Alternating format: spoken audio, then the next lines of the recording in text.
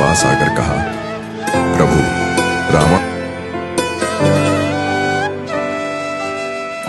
मुझे अपने शक्तियों पर अहंकार करने का पूर्ण अधिकार है, क्योंकि मैंने ये शक्तियां दान में प्राप्त नहीं किया है। मैंने ये शक्तियां कठोर तप परिश्रम से विधि के विधान के अनुसार प्राप्त किया है, और अब मैं धर्म को छोड़कर अधर्म के मार्ग पर चला हूं तो उसका दंड भी भोगना पड़ेगा। रावण दंड को उसी कर्म के साथ भोगेगा जिस तरह से रावण ने अपनी शक्ति का भोग किया है। रावण मिट जाएगा परंतु झुकेगा नहीं। त्रिलोकेश्वर, जिस राम का साथ तुम युद्ध में दे रहे हो वो राम भी देख लेगा। जब रावण के साथ युद्ध होगा तो रावण के साथ युद्ध करना कितना दुष्कर कार्य है। यदि जीवित रहा तो आज फिर मैं तुमसे मिलने आऊंगा।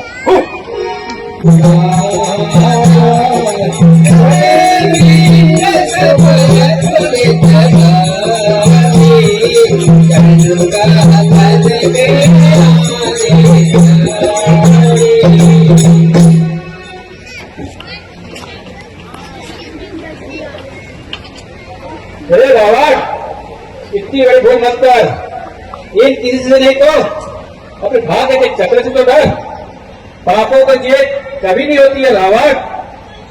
भूल जाओ राम, तुम एक मामूली से तुच्छ मानव हो और तुम्हारे जैसे सैकड़ों मानव रोज मेरे बोझ बनते हैं।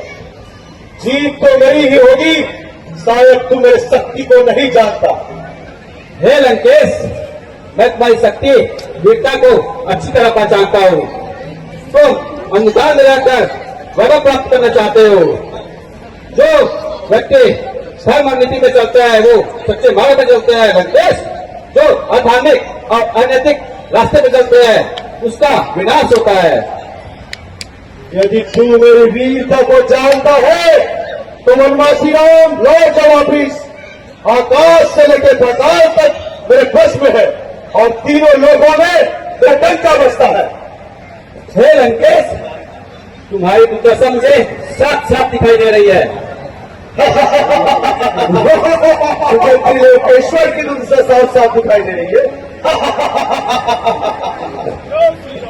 हे लंकेश, जय श्री राम। अधर्म कपट होता है उनकी अवस्था तुम्हारी जैसी रहती है। इस सोने के सिंहासन में बैठकर भी तुझे बाटा चुका जा रहा है। लंकेश, तुम्हारे जैसे दुराचारी उसको आभास हो जाता है कि इसका आज अंतिम दिन है। ख्याल सब जिस तरह सुरक्षा का भीड़ ढूंढते रहता है वही सुरक्षा अपने लिए तू ढूंढ। रावण, वही अवस्था तुम्हारी है। लंकेश, इसी दुर्दशा का नाम है वनवासी तुच्छ राम। शुद्ध बातों से नहीं बाहुबल से जीता जाता है। अगर तुम्हारे पास बाहुबल है तो आओ मुझसे युद्ध करो और सीता को छुड़ा कर ले जाओ। मेरे पास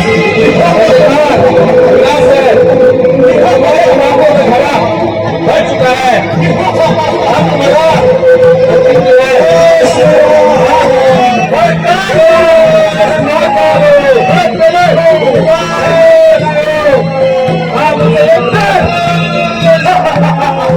जल्दी कीजिए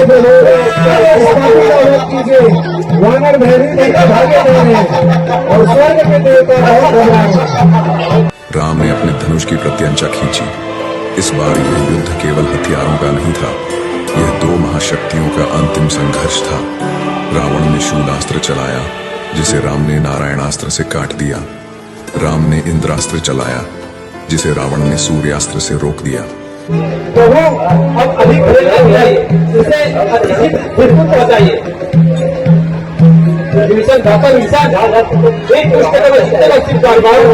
उसकी बात फिर से पैदा हो रहा है।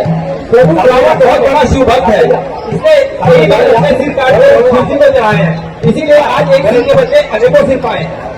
हे भक्त विषण, तुमको क्या करना चाहिए? राम ने कई बाण रावण के शरीर में मारे लेकिन वह गिरा नहीं। रावण का शरीर शक्तिशाली था और उसे ब्रह्मा का वरदान प्राप्त था। जब तक उसकी नाभि में स्थित अमृत सुरक्षित रहेगा वह नहीं मरेगा। विभीषण ने यह रहस्य राम को बताया। प्रभु, रावण की नाभि में अमृत कुंड है, जब तक वो नहीं सूखेगा रावण की मृत्यु नहीं होगी। तो फिर किस बात की देर प्रभु, रोक दो बाण की नाभि में।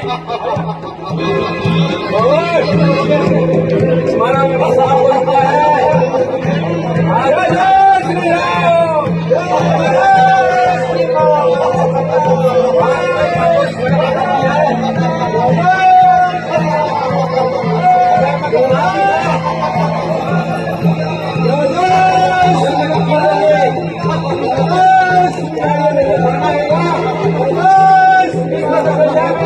राम ने एक बार रावण को देखा और धनुष की प्रत्यंचा खींची। रावण, यह तुम्हारे अधर्म का अंत है। बाण छूटा और सीधे रावण की नाभि में जा धंसा। रावण की आंखें फैल गईं। उसने एक गर्जना की, जैसे समुद्र में कोई महासुनामी उठी हो। उसका विशाल शरीर कांपा और वह धीरे धीरे पृथ्वी पर गिरने लगा।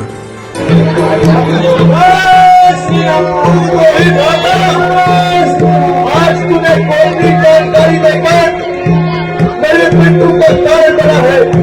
तेरे जैसे कुल को ही भाई दुनिया में किसी को भी ना दे।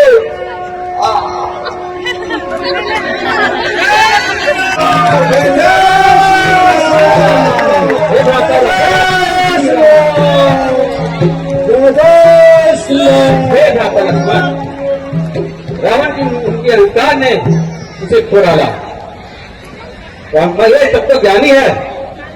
लक्ष्मण, अंत समय में उन्हें अपना सब कुछ बता दीजिए और उनसे ज्ञान प्राप्त कर लीजिए। जैसे आपकी आज्ञा भैया।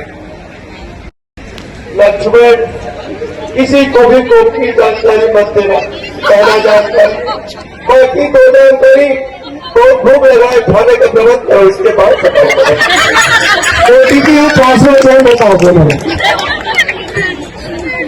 जय श्री राम।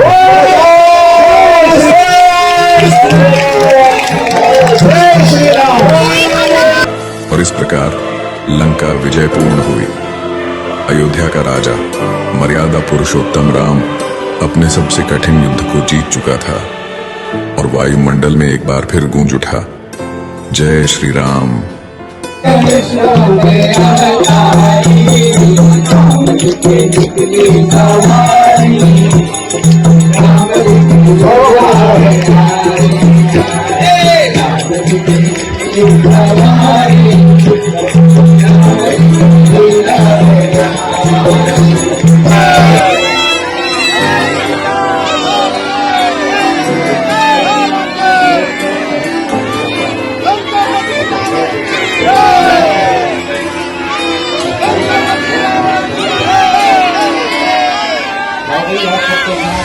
फैमिली का आइटम, जैसे हर मूवी में एक आइटम सॉन्ग होता है, हमारे रावण फैमिली का आइटम सॉन्ग।